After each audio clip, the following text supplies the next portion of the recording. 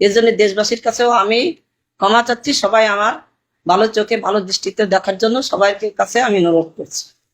কারবালার থেকে আমাদের দশরে এসে যে এই কাজটা অপকর্ম কাজটা মেয়ে নিয়ে ব্যবসা করতেছে এটা তো জানতাম না, এখন জানতেছি যে সে টিকটকার। আপনি প্রথমেই বলেছেন বাঘারপাড়া থেকে আমাদের যশোরে এসে মেয়ে নিয়ে ব্যবসা করতেছে, এত সাহস পায় কোথায়? আসলে জনগণের জানার আছে যে এই যে বলছেন মেয়ে নিয়ে ব্যবসা করতেছে সে একটা টিকটকার, এই বিষয়ে আপনার ব্যাখ্যাটা কি? আসলে আমি ইচ্ছাকৃত বলে নাই, আমার ভুল হয়ে গেছে। এরপরে দেখা যাচ্ছে অনেক পাবলিক ছিল, দেখা যাচ্ছে একই ধরনের এক এক রকমের মানুষ বিভিন্ন রকম কথা বলছে। সেই পরিপ্রেক্ষিতে আমি আসলে অনুতপ্ত, আমি নিজেও জানি না আমি নিজে কি বলেছি। তা মিডিয়ার সামনে আমি একটি কথাই বলতে চাই যে আসলে আমি মিডিয়ায় কখনো চাই নাই যে আমি মিডিয়ার সামনে আসব, কিন্তু পরিস্থিতি কি হয়ে গেছে আমি নিজেও জানি না। আমি এর জন্য আমি অনুশোচনা করছি, এর জন্য ক্ষমাও চাচ্ছি। মানুষ মাত্রে ভুল, এই ভুল আমার আর জীবনে মনে হয় বাকি জীবনে হয়তো আসবে কিনা তো জানি না। এখানে এখন থেকে আপনি একটু বলবেন যে আসলে সেই যাদেরকে জড়িয়ে বলছেন যে মেয়ে নিয়ে ব্যবসা করে, এই বিষয়টা আপনি একটু ক্লিয়ার করেন যে আসলে কি এরকম কোনো কিছু, আমি এটা আসলে কোনো ধরনের ব্যবসার সাথে আমি জড়িত তারা? এটা আমি জানি না। এর পাবলিকে অনেক কথা বলেছে, সেই আলোকে আমার মানে ওটা হ্যাঁ হ্যাঁ এই ক্ষেত্রে আচ্ছা, এটা আপনার কাছে হয়েছে। দ্বিতীয় যে প্রশ্ন সেটা হচ্ছে, আপনি বক্তব্যের মাঝে আরেকটা কথা বলেছেন যে কিছুদিন আগে সাতক্ষীরার এক এমপি নারী নিয়ে কেলেঙ্কারি ঘটাইছে, আবার এখানে এমপি এর একটা ঘটনা ঘটাচ্ছে জামাতের, এরা কি শুরু করেছে, জামাতের লোকজন এত বড় সাহস পাইছে কোথায়?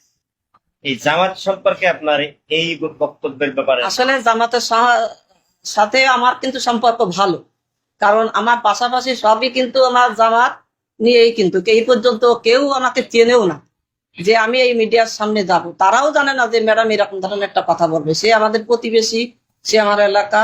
আমার ভুল যেখানে ভুল হয়ে গেছে, এর জন্য আসলে আমি ব্যাখ্যায় যাব না। ওই মানে মানুষ বলে না যে একটা মানে একে অপরের মাধ্যম দিয়ে একটা মানে কেমন হয়ে গেছে আমি নিজেও জানি ভুল।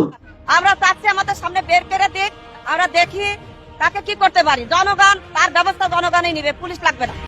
আপনার বক্তব্যের শেষে অংশে এসে আপনি গুরুত্বপূর্ণ একটা কথা বলেছেন যে তাদেরকে বাড়ি থেকে অর্থাৎ ঘর থেকে বের করে দাও, পুলিশ লাগবে না, আমরা জনগণ এর বিচার করব।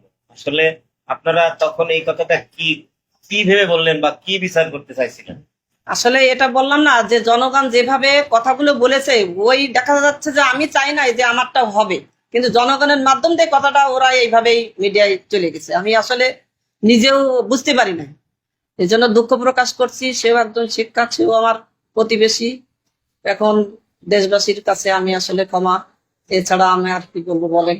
আচ্ছা, সেদিন মূল ভিকটিম ছিল এমপি সাহেব এবং তার মেয়ে, তাদেরকে নিয়ে যেহেতু আপনি কথা বলেছেন, আপনার প্রতিবেশীও তারা এবং একই পেশায় যুক্ত, সেই হিসেবে আপনি কি এমপি সাহেবের সঙ্গে এখনো পর্যন্ত কথা বলেছেন? আসলে আমি নিজে স্বীকার করে বা হ্যাঁ আমি ভুল তো সবার সঙ্গে আমি কম বেশি আলোচনা করছি, নিজে অনুতপ্ত হচ্ছি, নিজে ঘুমাতে পারছি না, টেনশন ফিল করছি। এর জন্য দেখা যাচ্ছে কিছুদিন আমি বলেছি যে যারা আছেন আমার, দেখা যাচ্ছে যে আমাদের ওনারা যারা আছেন, সে বলছে তুমি কয়েকদিন পরে আমরা যাবো। আসলে তুমি কেমন আমরা তো চিনি বা জানি, এই ক্ষেত্রে আমরা কয়েকদিন পরে ওই ওনার বাসায় আমরা যাবো।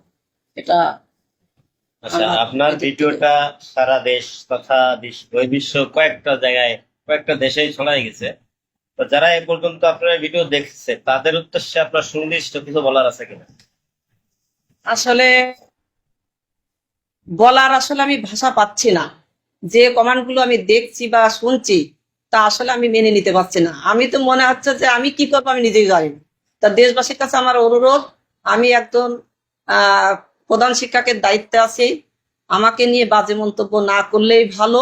হয়তো আমার মিস্টেক হয়ে গেছে, সবাই আমার দিকে দৃষ্টি রেখে সুনির্দিষ্ট ভালো কিছু আশা করি আমার বক্তব্যগুলো দিবে, যে জেনে বুঝে। আমি তেমন না, আমার কোনো মিডিয়া এই পর্যন্ত মনে হয় কোনো নাম কোথাও কোনো জায়গায় আমাকে পাবে না যে আমি এই দল করি। আমি সামাজিক, আসলে জানি না কিভাবে হয়ে গেছে। এর জন্য দেশবাসীর কাছেও আমি ক্ষমা চাচ্ছি। সবাই আমার ভালো চোখে ভালো দৃষ্টিতে দেখার জন্য সবাইকে কাছে আমি অনুরোধ করছি।